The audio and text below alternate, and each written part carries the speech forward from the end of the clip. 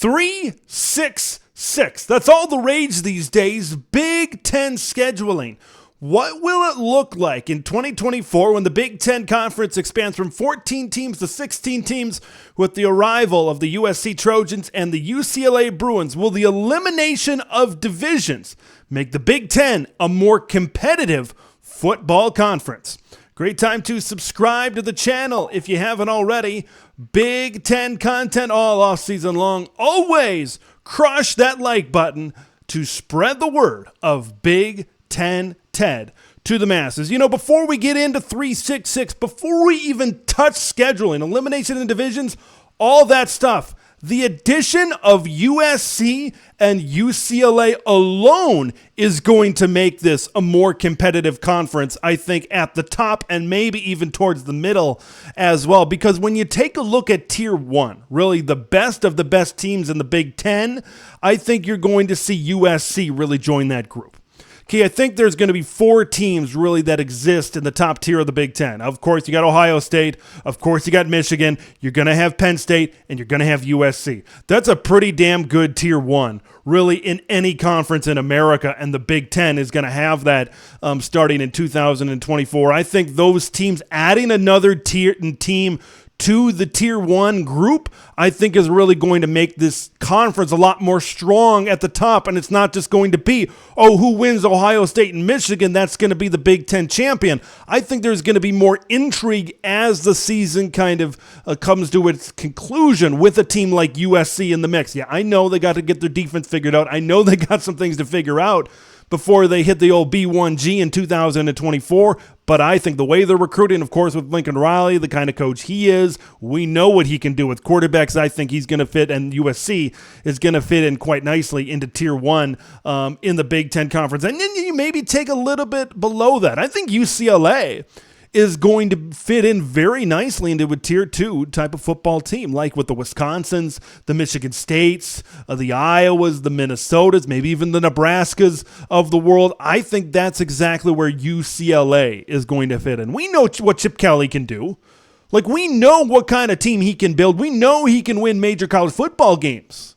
Like, we know that's what he can do. And what he's doing at UCLA in their final years in the Pac-12, they're a good team in what is becoming a very deep Pac-12 conference. Like, when UCLA hits the league in 2024, they might have a guy of Dante Moore at quarterback, one of the top quarterbacks in this class. I think UCLA could take jumps forward. I think they're going to be right there. Like, I think there's going to be some competitive games. UCLA and Wisconsin, UCLA and Michigan State, UCLA and Iowa. You know, games like that I think are going to be very, very competitive. Those Tier 2 teams are going to look up to jump up every now and then to Tier 1. I think UCLA is going to jump right in there.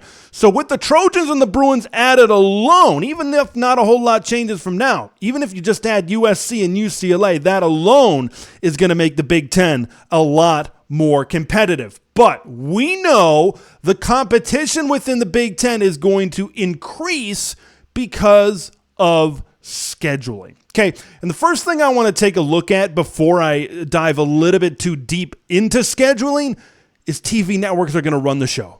Okay, we need to understand that before we go into scheduling, because the new networks, CBS and especially NBC in primetime, they want a return on their investment. They want to see big games each and every single week. Like, you look at it from a CBS point of view. Okay, they're used to that SEC game of the week. They're used to the Bamas, the Georgias, the Floridas, the LSUs. They're used to big games, having the premier game every single week. So they're going to want a piece of the pie and, you know, being able to keep up on the ratings that they've been getting in the SEC. The NBC is used to products like Sunday Night Football and Notre Dame football, high ratings products, and especially in primetime, they're going to want some big games as well. So we're going to have to schedule permanent opponents, right? When we talk about those three permanent opponents, we're going to have to schedule tough games for the good programs in the Big Ten Conference. So let's break it down. Here's the three of potential Big Ten permanent opponents, right? You would play the 3 permanent opponents every single year. Then you'd play 6 opponents, right? That would get to your 9 conference games. And then the second year, you would play the other 6 opponents. You'd play every team in the Big Ten every 2 years. You would host every team in the Big Ten every recruiting cycle every 4 years. So there's a couple of things to break down when we look at these matchups. Of course, like I said, the great programs are playing the great programs. Ohio State is probably going to stand out right away, right? When you got to play Michigan, right? We know the Ohio State-Michigan rivalry, probably the best rivalry in the Big Ten, if not all of college football. Ohio State-Penn State is a fantastic yearly game that draws numbers and interest every single year. And Ohio State and USC, that's a TV network poll right there. Like when you kind of look around and you're looking for rivalries, or maybe not so much rivalries, but yearly series that USC is trying to latch onto, seeing USC and Ohio State, that's a big-time series, a big-time matchup that I think a lot of people are definitely going to get up for. And speaking of USC, when you look at them outside of their rivalry against UCLA, you cannot, I repeat, you cannot pass up a chance to see Spartans versus Trojans. You can't say no to USC and Michigan State playing for a trophy, maybe a big spear called the Spear of Greece or something like that. And on one side, it's green for Michigan State. On the other side, it's cardinal for USC. You spear it into midfield at the end of the game. It's the whole thing. That could be a very cool scene, right? We're trying to establish the Big Ten is all about those trophy games, all about those rivalries. USC and Michigan State, I definitely think could be one of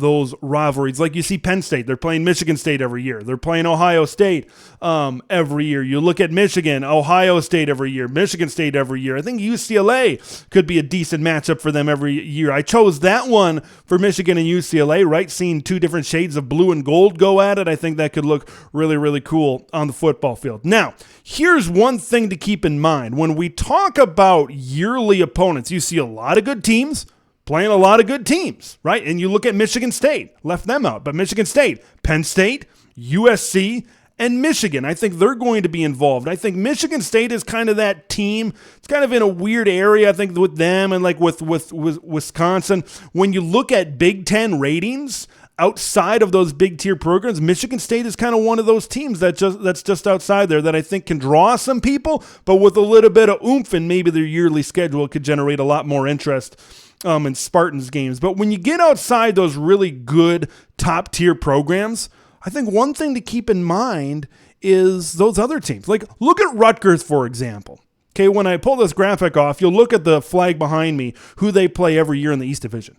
Rutgers plays Michigan every year. They play Ohio State every year. They play Penn State every year. And I think that takes a toll on a rebuilding program like a Rutgers or maybe an Indiana or even a Maryland, a team that goes 7-5 every year. But I think that's going to allow programs like a Rutgers, like an Indiana, with these yearly opponents where you're not playing every single year. You know, you're going to play them, of course, every other year. And, some years you might get lucky and you'd see how the scheduling kind of shakes out. But I think it gives teams like a Rutgers, like an Indiana, like a Northwestern, I think it gives teams like those a fighting chance to rebuild your program.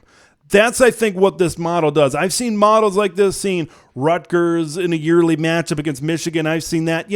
I think the TV networks are going to pull, and they're going to want those big-time teams against big-time teams, but I also think it benefits the conference seeing those bottom-tier teams have a fighting chance where they can maybe go out and get some big wins and maybe kind of build up the program a little bit. And I know you're playing these teams every other year, so you're going to see Michigans. You're going to see Penn States. Like if you look at your top 4 teams and say on a Rutgers schedule, you kind of split them up. Now you're maybe only playing 2 top-tier teams instead of playing 3 or 4 top-tier teams every year.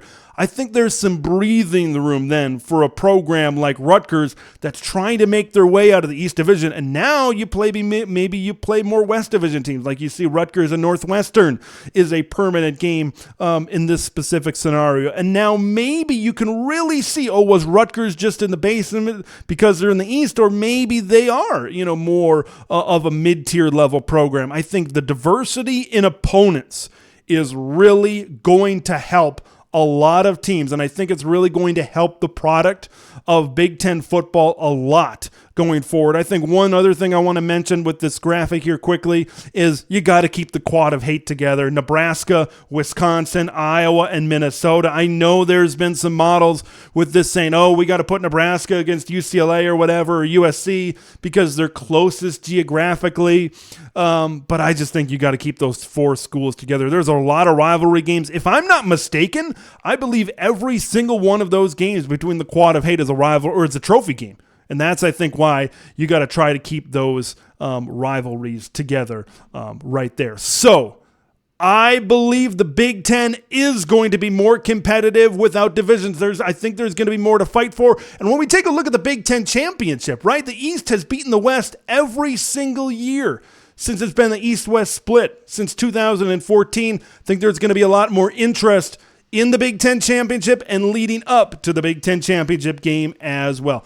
I want to hear your thoughts. Do you think no divisions and the 3-6-6 format will make the Big Ten a more competitive football conference? Leave your thoughts in the comments below. Make sure you subscribe to the channel if you haven't already. I'm Big Ten Ted. We will see you in the next one.